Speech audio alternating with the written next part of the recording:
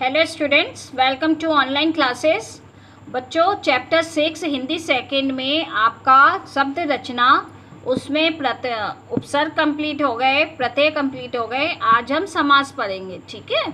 जब हमने प्रत्यय कंप्लीट किया तो हमने आपसे कहा था कि आप समास की रीडिंग करेंगे, जिससे कि समास चैप्टर की रीडिंग करेंगे, जिससे कि आपको समझ में आ जाए कि मतलब जब मैं आपको एक्सप्लेन करूंगी तो आपको तुरंत समझ में आ जाए, ठीक है। तो मुझे उम्मीद है कई बच्चों ने समास की रीडिंग की होगी। आइए अब हम पढ़ते हैं समास किसे कहते हैं।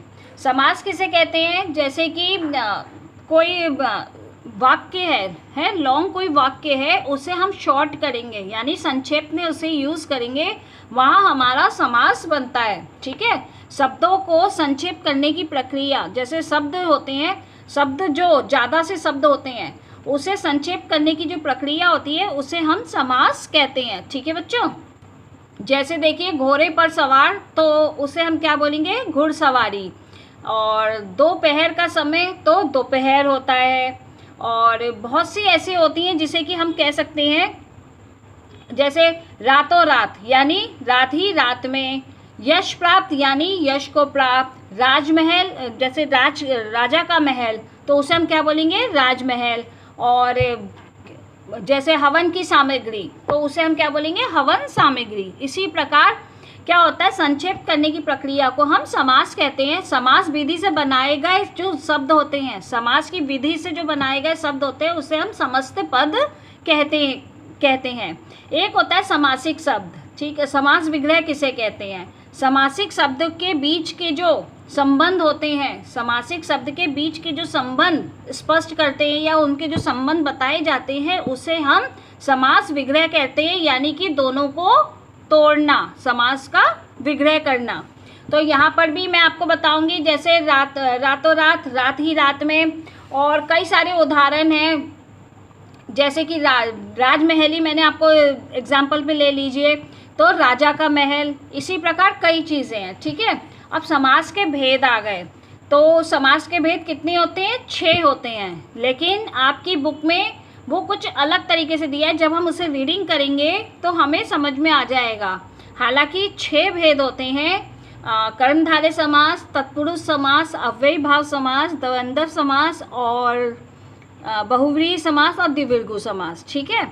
आज हम पूरे माने यही पढ़ेंगे, इतना बेस, मतलब समास के जो बेस होते हैं, समास किसे कहते हैं, समास विग्रह किसे कहते हैं, समासिक शब्द किसे कहते हैं, और समास के भेद के बारे में हम पढ़ेंगे, ठीक है। आइए हम आपकी बुक में रीडिंग करेंगे, ओके। देखिए, समास यानी कंपाउंड। देखिए आपके बुक के चैप्टर जब हम पढ़ाएंगे स्टूडेंट्स, तो आप अपनी बुक को ज़रूर ओपन करेंगे, तभी आपको ये सब समझ में आ पाएगा, ठीक है। देखिए फ्रंट पेज पे क्या है, 2 बच्चे दौड़ रहे हैं। एक बच्चा देखिए फिसल पट्टी पे फिसल रहा है, ठीक है। और यहाँ पर घोड़े पे सवार हैं कुछ लोग। देखिए आगे, ये देखो कीड़ा के लिए क्षेत्र है, ये देखो कीड़ा क्षेत्र है। यानी यहाँ पर देखिए दोनों में अंतर, एक ऊपर फर्स्ट लाइन में क्या दिया है, क्रीड़ा के लिए क्षेत्र है, यानी खेलने के लिए जगह है। और ये देखो दूसरे वाले लाइन में क्या है, क्रीड़ा क्षेत्र है, यानी कि खेलने की जगह है, ठीक है। नेक्स्ट है आपका घोड़े, आज घुड़दौड़ देखने में मज़ा आ गया, ठीक है। आज घोड़े की दौड़ देखने में मज़ा आ गया। देखिए दोनों में अंतर, ऊपर वाला संक्षिप्त में है और नीचे वाला घोड़ों की दौड़ देखने में मज़ा आ गया, यानी वो थोड़ा सा लॉन्ग है। और इसमें फर्स्ट वाले में क्या है, फर्स्ट लाइन में वो थोड़ा लॉन्ग है और सेकंड लाइन में वो थोड़ा शॉर्ट है। यही हमारा समास कहलाता है। देखिए बात वही है, पर थोड़े से संक्षेप से वाक्य बेहतर लग रहा है, ठीक है।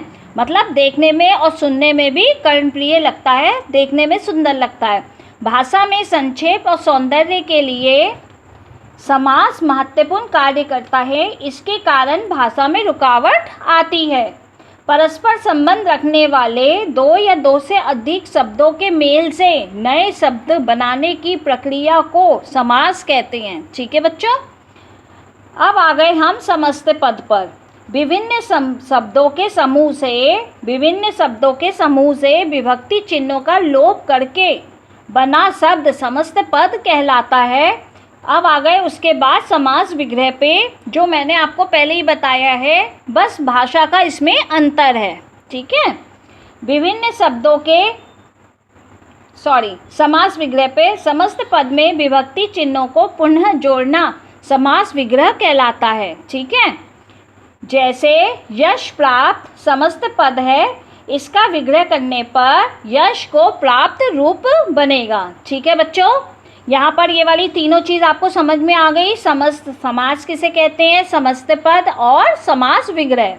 अब हम इसके महत्वपूर्ण बिंदु को देखेंगे। इसमें क्या है, समास के लिए दो या अधिक पद होते हैं।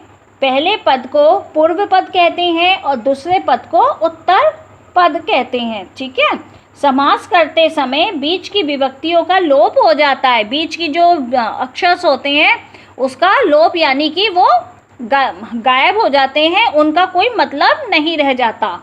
समास करते समय, थर्ड वाला देखिए, समास करते समय यदि किसी संधि की स्थिति उत्पन्न होती है तो संधि कर देते हैं। ठीक है, जैसे आज्ञा के अनुसार, तो आज्ञा धन अनुसार, तो आज्ञा अनुसार बन जाता है। ओके, अब यहाँ पर संधि और समास में अंतर भी प्रकट किया गया है।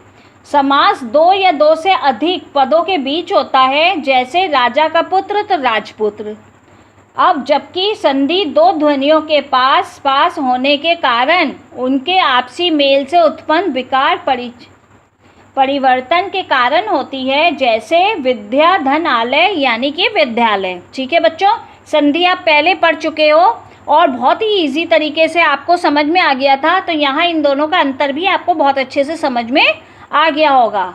आ गए हम इसके नेक्स्ट पेज पे। नेक्स्ट पेज पे देखिए, संधि किए हुए वर्णों को अलग करके संधि से पहले वाली स्थिति में लाने को संधि विच्छेद कहा जाता है। ठीक है, संधि किए हुए वर्णों को, जो संधि कर चुके हैं हम वर्णों को, उसे अलग करके संधि से पहले वाली स्थिति, यानी कि संधि करने के पहले वाली जो स्थिति है, जो हमारे शब्द पहले के थे, उसे लाने की प्रक्रिया को, उसे लाने वाली स्थिति को संधि विच्छेद कहा जाता है। ठीक है, अब आ गए हम समास के भेद पे। ठीक है स्टूडेंट्स, पदों की प्रधानता को ध्यान में रखते हुए समास के मुख्य 4 भेद हैं। देखिए आपके इस बुक में 4 भेद दिए हैं, हालांकि संधि के पूरे 6 भेद होते हैं, लेकिन यहाँ पर तत्पुरुष समास में, तत्पुरुष समास के भेद में दे दिया है कर्मधारय और द्विविर्गु। ठीक है, लेकिन जब मैं आपको लिखवाऊंगी इसके, अगर इसका क्वेश्चन हुआ तो इसका आंसर मैं वही लिखवाऊंगी जो मैंने आपको अभी बताया है। संधि के कितने भेद होते हैं, तो संधि के 6 भेद होते हैं। ओके, अव्ययभाव, तत्पुरुष, द्वंद्व, बहुव्रीहि और कर्मधारय, द्विविर्गु। ठीक है बच्चों, आज हम यहीं तक पढ़ेंगे। इसके आगे का नेक्स्ट डे रीडिंग करेंगे, क्यों, समास चैप्टर बहुत इम्पॉर्टेंट चैप्टर है, इसे बहुत अच्छे से हमें समझना है। और मुझे लगता है कि नेक्स्ट फर्स्ट डे में, दूसरे दिन ही ये कंप्लीट हो जाएगा, क्यों, इसमें जो एग्जाम्पल्स है बच्चों वो आपको खुद पढ़ना है। ठीक है, दूसरे दिन ही कंप्लीट हो जाएगा।